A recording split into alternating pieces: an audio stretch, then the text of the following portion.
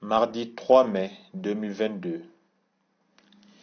Lecture du livre des Actes des Apôtres, chapitre 7, versets 51 à 81.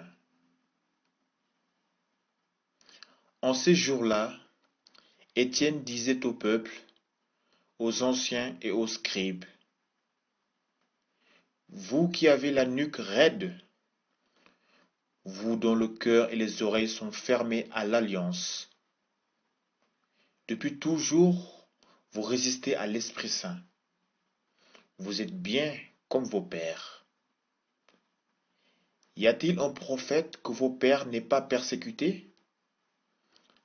Ils ont même tué ceux qui annonçaient d'avance la venue du juste, celui-là qui maintenant vous venez de livrer et d'assassiner. Vous qui aviez reçu la loi sur ordre des anges, vous ne l'avez pas observée. Ceux qui écoutaient ce discours avaient le cœur exaspéré et grinçaient des dents contre Étienne. Mais lui, rempli de l'Esprit Saint, fixait le ciel du regard. Il vit la gloire de Dieu et Jésus debout à la droite de Dieu.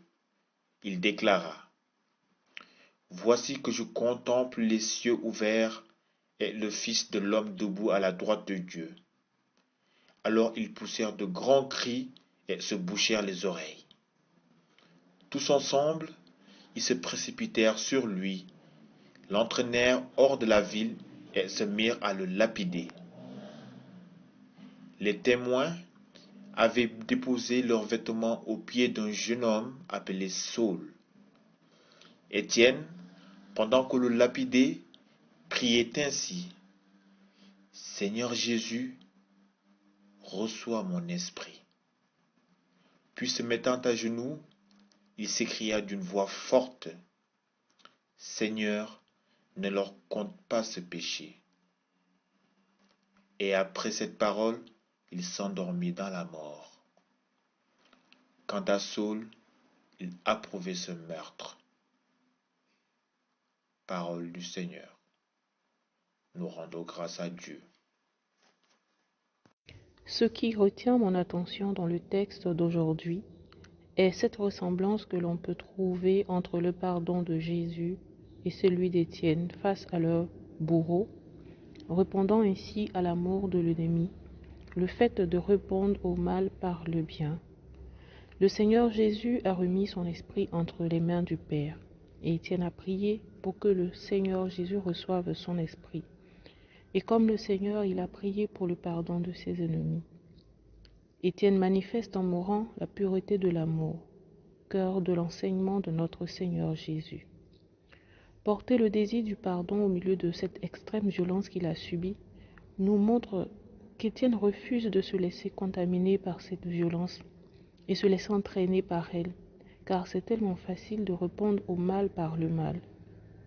Toutefois, comment est-ce possible de pardonner à la façon d'Étienne? Un tel désir de pardon en réponse au mal subi est un sentiment qui dépasse l'entendement humain. Il est un signe de la présence de Dieu, une présence agissante, transformatrice. Seigneur, ne leur compte pas ce péché. Cette prière à ne pas tenir compte du péché de ses ennemis, Étienne peut la faire. Étienne peut pardonner à ses bourreaux après avoir vu le ciel ouvert. Car oui, en effet, le regard tourné vers la croix peut nous aider à vivre véritablement le pardon. Étienne ne prie pas pour que le péché de ses ennemis demeure impuni, mais plutôt qu'il soit conduit à faire pénitence pour ce qu'ils viennent de faire. Seigneur, ne leur permets pas de mourir sans te connaître, sans te rencontrer, dirait-il. Nous sommes parfois aussi constamment en situation d'Étienne. D'abord parce que notre foi en Jésus, Fils de Dieu, n'est pas partagée par certains de nos contemporains. Elle peut même agacer, déranger, et pourtant nous devons la communiquer, la partager pour le salut du plus grand nombre. Et comme un Étienne rempli de l'esprit, plein de foi et de puissance, que notre attitude chrétienne en toutes choses soit évidente. Aussi, le refus ou l'indifférence et certains propos blessants de notre entourage peut être aussi une forme de souffrance pour nous. À cela, que notre prière soit pardon pour ceux qui nous persécutent, pour ceux qui nous font du mal en tout genre, afin de les amener à la conversion. Et enfin, le fait que l'opinion publique ne nous approuve pas nécessairement dans toutes nos positions ne veut pas dire que le plus indifférent comme Saul, qui reste de marbre face au meurtre d'Étienne, ne soit pas un jour pris de passion pour le Christ. Car, en effet, Saul qui se tient là, du côté des violents, quelqu'un à qui ce péché ne sera pas finalement compté, deviendra Saint Paul l'apôtre qui est le fruit du pardon d'Étienne.